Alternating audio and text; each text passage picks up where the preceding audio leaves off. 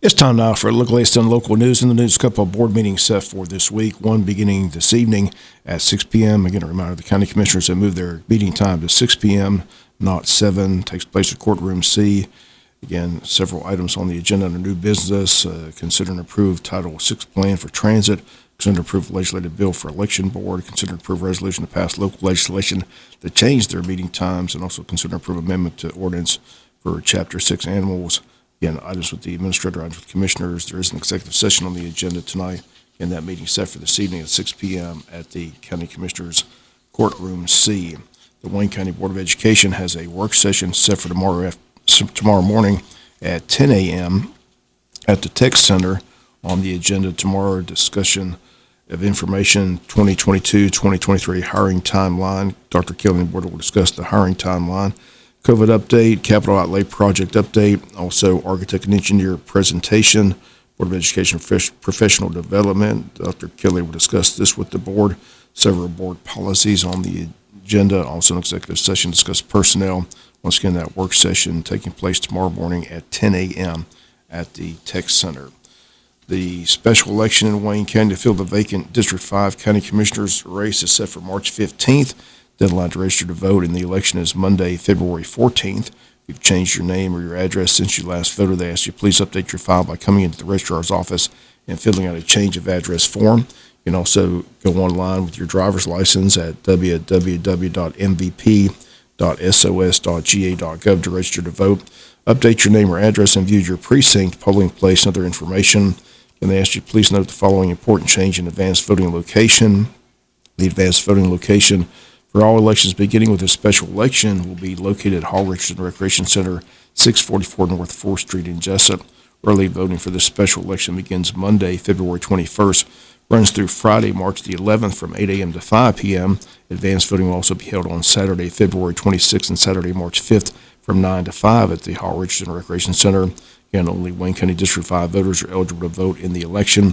Again, two candidates in the race, Jamie Hickox and Kathy Keith. Once again, the special election will be decided on March 15th.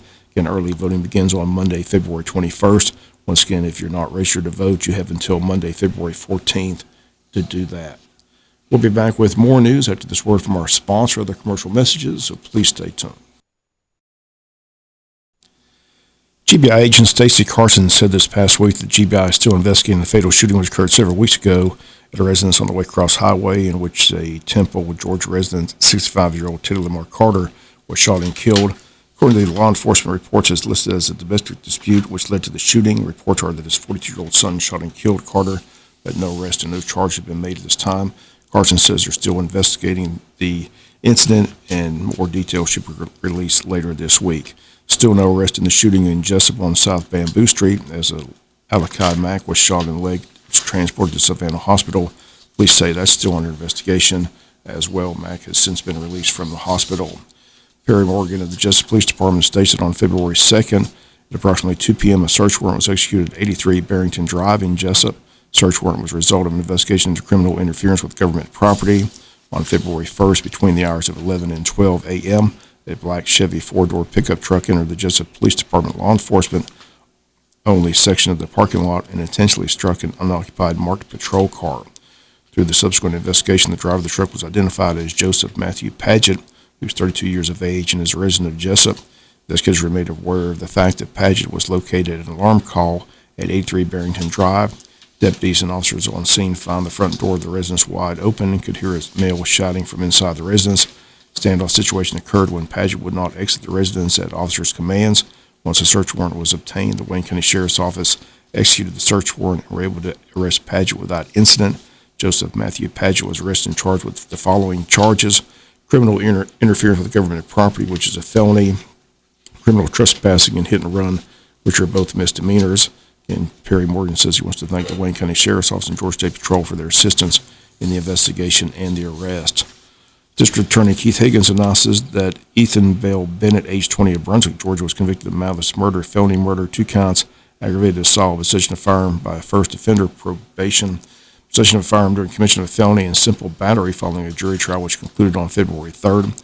Charges stem from the July 22nd, 2019 death of Antonio Randolph, who was age 35, who was shot multiple times in front of his mother's home in the Arco area of Brunswick, Georgia. The investigation led by Sergeant Sheila Ramos of the Glenn County Police Department revealed that Antonio Randolph had struggled for years with drug addiction. Randolph had become involved with Jennifer Bell Alberg, age 40, the mother of Ethan Bennett, and his brother Everett Bennett. Alberg also battled addiction, and witnesses' statements and text messages showed that both Ethan Bennett and his brother Everett blamed Randolph for her addiction and intended to do him harm.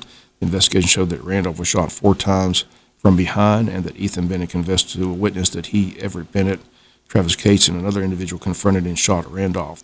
The trial presided over the Superior Court Judge Stephen Scarlett began on January 31st in Glenn County Superior Court. Members of the jury returned their guilty verdicts on all counts on February 3rd. Again, sentencing in the case is scheduled for a later date. Ethan Bennett faces a mandatory life sentence for the murder convictions. The trials of co-defendants Everett Bennett and Travis Cates are scheduled for February 28th. Again, that from the District Attorney's Office.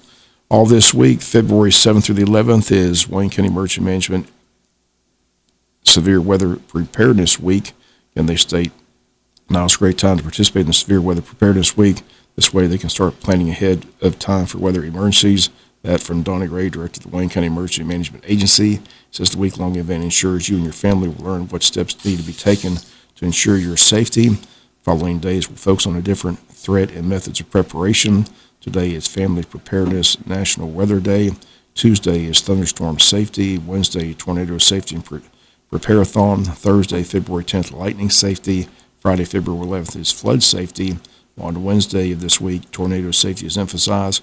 Residents, schools, and businesses statewide are encouraged to participate in Ready Georgia's Prepare-a-thon for tornado safety and statewide tornado drill. Again, if you need more information about the Severe Weather Preparedness Week and events occurring locally, they state you visit the Wayne County Emergency Management Facebook page. Email dre@waynecountygeorgia.us. We'll be back with some final news notes after this word from our sponsor, the commercial messages, so please stay tuned. Final notes and news. The February meeting of the Wayne County Historical Society will be held this Thursday, February 10th at Western Sizzlin' Steakhouse. Guest speaker for the evening will be Martha Fraser Fuller at Scriven, who will speak on the historic Morgan and Fraser families of Scriven, 2 historic families that will soon celebrate 100 years of family reunions in Scriven. Dutch Street meal precedes the meeting at 6:15. The meeting begins at 7. Are welcome and new members are encouraged. Again, that's this Thursday, February 10th at the Western Sizzlin' Steakhouse. The Wayne County Chamber of Commerce gearing for their State of Education announcement of the Star Student and Star Teacher of the Year, sponsored by Georgia Power Marshland Credit Union. Guest speakers for the event will be Sherry Bowen, Principal Director of Wayne Christian Academy, Dr. Sean Kelly, Superintendent of Wayne County Schools, and Dr. Lonnie Roberts, President of Coastal Pines Technical College. That's Tuesday, February 15th from 11:30 to 1 p.m. at Coastal Pines Technical College, 1777 West Cherry Street. Tickets are $25 for members, $35 for non-members. And if you need more information, call the Chamber at 427-2028. Congressman Buddy Carter is still looking for Valentine's cards. Again, he's going to deliver those in person on Valentine's Day to first responders. If you'd like to participate, you can mail your Valentine card or note to First to the First, care of Congressman Buddy Carter, 6602 Abercorn Street, Suite 105B, Savannah, Georgia 31405. And finally in the news, don't forget the Hog Jam, Wayne County Board of Tourism Hog Jam set for the 18th to the 20th of this month. Statewide hunt begins at 2 p.m. that Friday, ends on Sunday, February 20th.